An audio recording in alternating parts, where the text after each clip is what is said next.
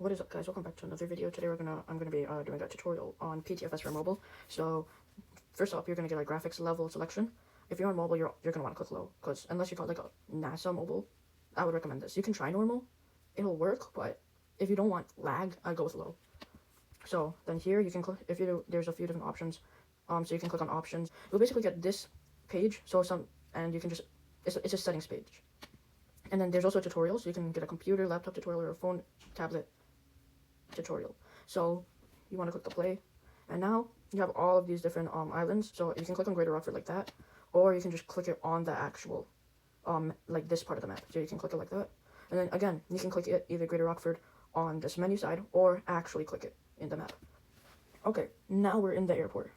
So how do you spawn a plane? It's actually pretty easy. So you go up to one of these I guess we could call it signs, but it should say airline spawn. If it doesn't, that still should be fine. Just walk up to it, you'll see an open spawner button, click that, and now you have all of these different options. You have light aircraft, this includes like all Cessnas mainly. You have, let's see, military, tankers, seaplanes, cargo planes. I like airliners. I'm gonna do the 757, let's just do United. So, if you can't like jump to get in the plane, sometimes you just gotta get near the plane. Oh yeah, there's also a run tool, which you might have noticed in your inventory. Click it, and you run way faster. There's like a huge difference. So anyways, you want to walk up to the plane, and then soon you'll get this message, like tap pilot, tap co-pilot, tap passenger. If you walk up to the plane, you don't get this message, just tap on the plane a few times, you should get the message. So if you want to get the pilot, you just tap this for co-pilot, tap this for passenger. Pretty self-explanatory. So now I am in the plane. So you can move your camera around. You can also lock your plane. So like if you got some unwanted people that might come in your plane, lock plane, it will say right over here that the plane is locked. This button over here starts your engine. This makes your plane go into reverse. This is the landing gears. This is the flaps. There's advanced mode, which lets you rudder, and it's definitely harder to turn when you're in the air. If you click toggle buttons, there's more buttons. Co-pilot full means if there's a co-pilot on your plane, they can control this throttle over here, and they can literally do anything. Co-pilot limited, then the co-pilot can't do that much. Cruise mode, that's mainly for roleplay purposes. Like if you're doing like a roleplay, once you get in the air, you click cruise mode, and you're not going to move at all, but it's going to look like you're moving. So like, if you're wondering, some people might be wondering, if you jump out of the plane, the plane's just going to like go way past you, but in some like roleplays, they're able to not let that happen. They just put on cruise mode. Altitude hold. It will hold the altitude of the plane, pretty self-explanatory, but if you're going upwards and you click altitude hold, it won't go back to when you click the altitude hold. It'll just balance out the plane. So if you're going upwards, it'll probably go a few extra feet higher. If you're going down, same thing, but it's going to be lower feet. Anyways, now if you click the engine button, you're sure right now my engine's off. Once you click the engine button, that engine off it'll disappear. Then you want to click this button, and now look at that. You want to put your throttle to, it's like 32, I believe. Yeah, 32%.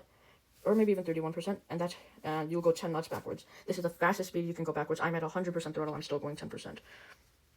So you want to click the reverse button to go back into, to go back forward. So when you're taxiing, I go about 15 knots, but if I'm in a rush, I go like 30-ish knots. So I'm going to go 25 today. I'll see you at the runway.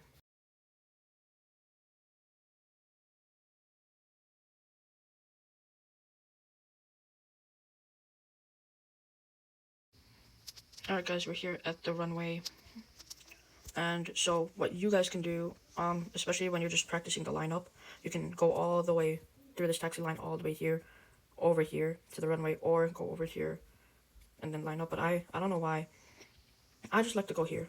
I started over here, but I just like this, even though I'm not even good at lining up. So test which one's better for you. So one airport might have more options than another.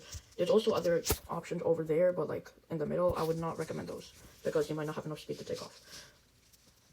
So, also, here's a landing tip. I'll get more into landing once I'm gonna land. But these two big lanes, I guess we could call it, that's where your main landing gears want to land. So main landing gears are this and this. Also, it's way harder to play PTFS on mobile. So if you guys have a computer, I'd recommend doing that. But if not, that's fine. So when you take off, you're gonna want to have your flaps all the way up. One plane might have more flaps than another, and once you're ready, pull your throttle to like 65%, 65%. And if you're like almost at your max speed and you don't think you'll have enough power to take off, put it more higher. The flaps should help you take off quicker though. and we're up in the air. Obviously, oh, so I wasn't at the most straightest part of the runways, but what you want to aim to do is have your nose gear, this one over here, on the actual lanes of the runway. So, once you're up in the air, like, after you take off, you're like 500 feet in the air, but you should be taking off a little higher than me. You can put your landing gears up. And this is when you put your throttle to 100% if you want to go a little quicker. Otherwise, you can have your throttle 100%. Now I'm going to show you how to land. Also, by the way, once you take off, you want to put your flaps back down to 0. I forgot to mention that. Alright guys, so we're now approaching this airport. As you can see, it's really small. You can see a little bit of a red light, a little bit of a white light, so it looks like I should be good, but I think I'm still a little too high. It's definitely harder to see when you're a little farther away, but the closer you get, the more easier it will for you to be able to see it. Also, different airports have different sized aircrafts that they can hold. So if you go to like a really small airport, you might not be able to spawn like an A380 or 747. Or in some airports, they're actually military bases, so you can only spawn military aircraft. So as you can see here, the white lights, I have 3 white lights and 1 red light. Now I have 2 and 2, so this is this is where I want to be. So I can position my camera like this, and now we're gonna look for the big white lines that I told you about a little earlier.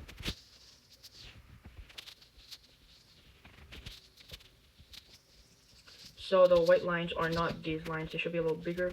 It appears this airport doesn't have them, so not all airports will have them. So once you land, just put your throttle to 0. I think I might have been going too fast on accident. That was not the best landing, I guess. So there we go, we've landed. If you're going too fast, you can always just go into reverse thrust. And look at that. We did it. Oh, I did it. Now you can go try. So this runway, you can also just try. So as you can see from these lines, right? This one's white in color. This one's darker. These are really dark. So like there's like the darker lines, right? This is like the area you want to land in if you're coming this way. Thank you for watching, and I hope this helps. Bye.